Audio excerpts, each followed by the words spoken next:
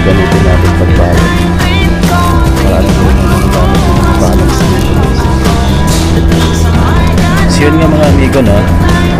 Nag-grocery tayo dito sa may Rhino. At nagamit nga natin itong balance natin dito. Ito na siya.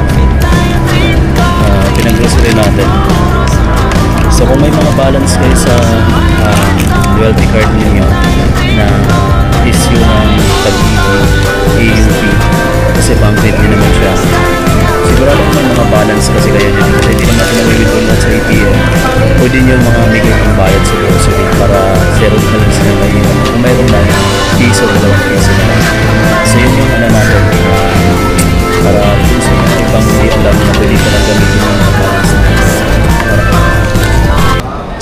Anta mga amigo is in North Edge sa Annex.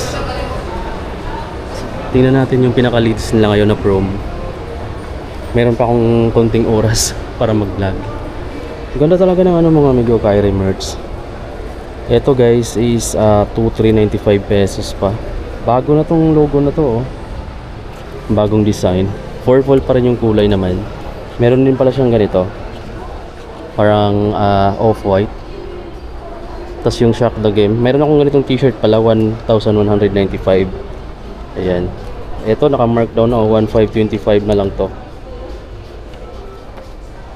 Yung Hopes on Fire nila, ito maganda ko rin yung design niya kasi minimalist lang siya, 1,395. Meron siyang black na version. Mas maganda yun kasi nakalitaw or naka-highlight talaga to. Meron sila ditong below 1,000 na jersey na ano, Sandos, oh, na basketball. 995 pesos lang yan guys. Meron din sila ditong mga t-shirt pa na clay, anti-clay, 1,695 guys. So meron pa siyang black dito, oh. Beast Team Meat anti-clay. Ito yung print sa likod, malaki pala yung print sa likod. Beast Team Meat din anti-clay. Clay Thompson na t-shirt.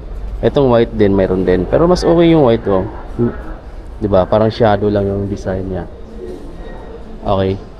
So yung mga, ay guys, ito mga basketball shoes nila. Meron ako nakitang bago.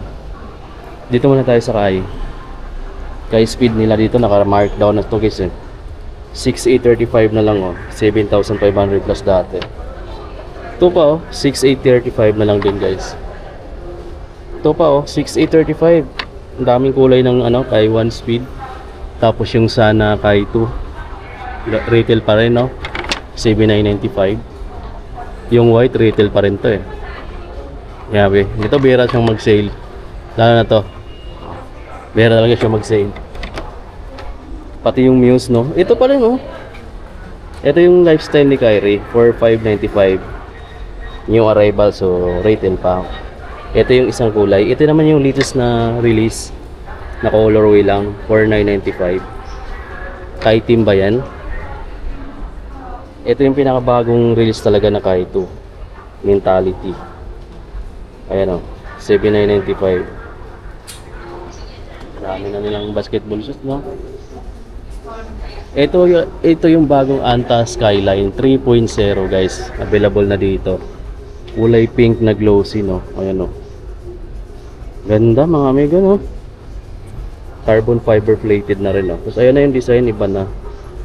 Para siyang fingerprint na mas pinalaki yung ano. Tapos ayan, lightweight lang. May shoe tray pa yan guys, ha. Malambot yung part na to. Ito is rubberized na glossy type. Ganda guys, oh. Ito yung latest dito. Tapos yung mga skull fill, tagal na to, eh. 3,995. Ito is 4,995. Ayan, mga bagong release na kulay. Yung Sapto naman, ito mayroon pa silang pink white. Naka-markdown na 5,596 na lang to guys, oh. Ito yung isang kulay, oh, 5,596. Sapto. Then meron pa dito naka-markdown na 4,495 pesos na lang. Oh. Etong ganito naman, bago lang din yata to. Ito yung price. Tanggal yung price nito guys, oh. Glossy black triple. Yan, triple block. Ganda rin ng ano niya, ng design niya. Lightweight pa. Ito yung latest. Anta Skyline 3.0 na carbon E-Shock Pro na siya. Tapos ito, mga previous release na Kyrie, 7,995 pesos. Ito is 5,276 pesos pa.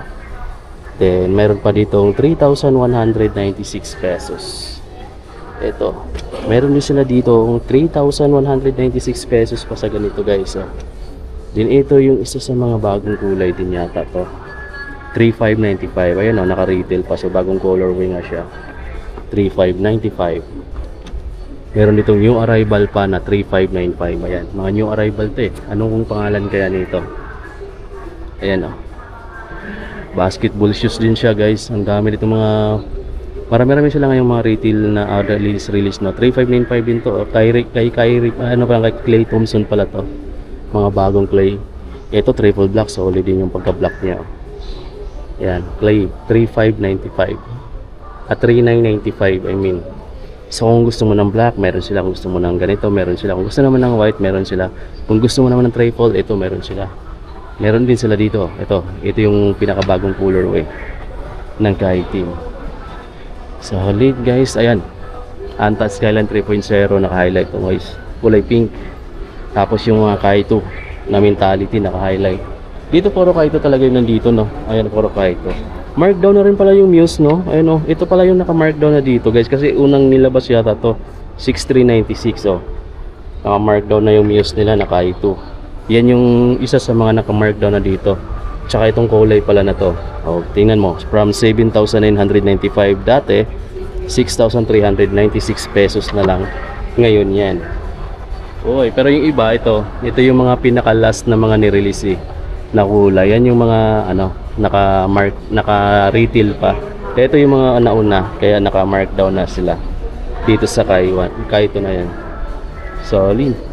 Okay, so lumabas na ako ng Anta mga amigo. Din na lang ako nagpapaalam sa mga crew doon dahil busy sila. And may lakad pa ako ngayong hapon mga amigo, 5 PM. So 4 may gitna. And then uuwi pa ako ngayon ng monumento. Sasakay pa ako ng jeep. So baka hindi ko maabutan yung full time na 5 PM. Malapit lang din naman sa amin. So yun mga amigo, kung may inaabangan kang release sa Anta no. So yung Anta na nakalimutan ko. Yung Anta na kulay violet or yung Anta na kulay pink, naka-sale na dito sa Anta is North Edge sa Annex Building. Check nyo na lang mga amigo kung yun yung sapatos na inaabangan mo. Bye bye.